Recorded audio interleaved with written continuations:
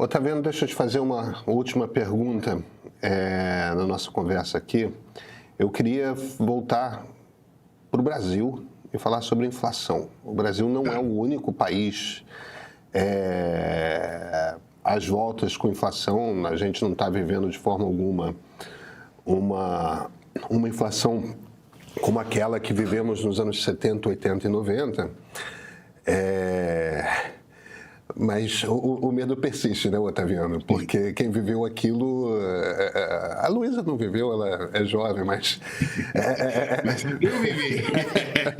Eu e o Léo aqui vivemos. E quem viveu aquilo tem medo.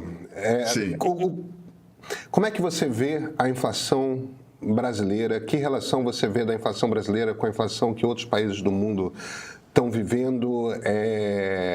Qual a origem dessa inflação? Qual deve ser o futuro, o destino dessa inflação? Olha, a origem da nossa inflação atual, dessa subidinha, reflete um grau de superaquecimento da economia brasileira. Se nós pegarmos os 2 primeiros anos do Lula, 2023 e 2024, as taxas de crescimento do PIB surpreenderam todos os analistas.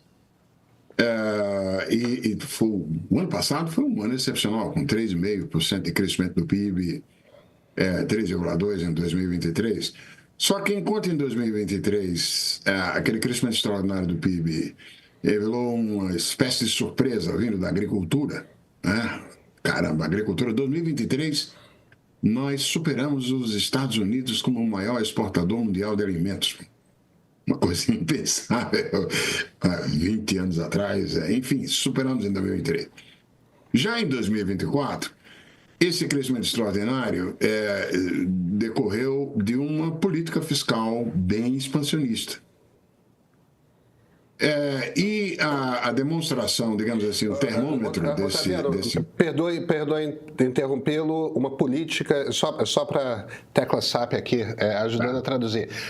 Uma política fiscal expansionista, por isso você está querendo dizer o governo ativamente botando dinheiro no mercado para... Gastando.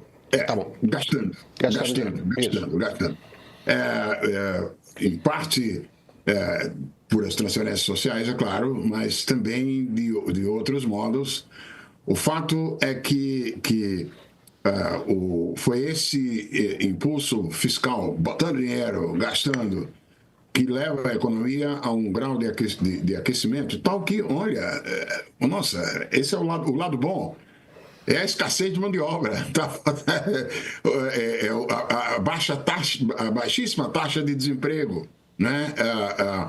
A dificuldade de você, inclusive, o que leva, evidentemente, é o lado bom. Ter uma economia funcionando de maneira aquecida é sempre melhor do que ter uma economia parada, onde você tem taxa de desemprego baixa e tal, até porque os salários vão para cima, etc. e tal, mas há um limite para isso. No nosso caso, claramente, não é outra a razão pela qual o Banco Central se viu obrigado a elevar as taxas de juros, não importa quem esteja lá, né?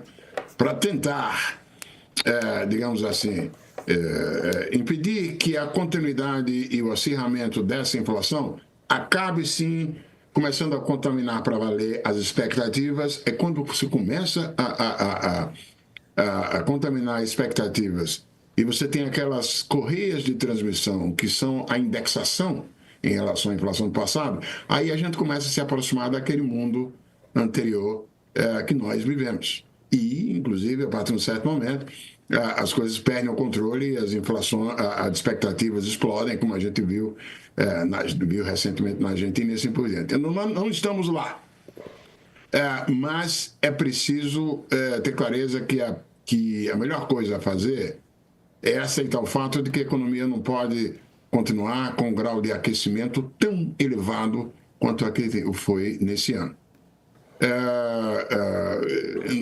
Numa nutshell, e não existem, sabe, olhando aqui, acompanhando de longe, o meu receio às vezes, Pedro, é o seguinte: essa tentação que eu vejo de vez em quando aparecer ali e acolá, não da Fazenda, mas de outras partes do governo, de tentar encontrar atalhos mágicos.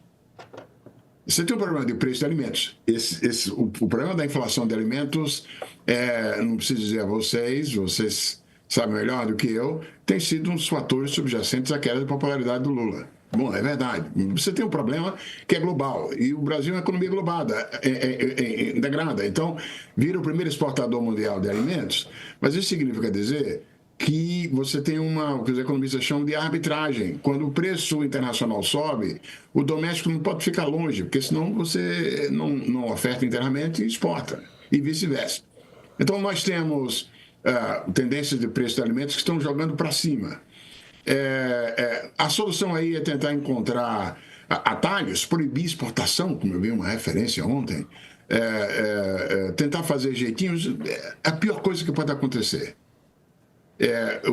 Se você quiser enfrentar, compensar os efeitos de aumento do preço de alimentos sobre a renda dos mais pobres, os mecanismos para isso tem que ser a transferência condicionada, tem que ser a transferência direta, não tentar mexer com preços.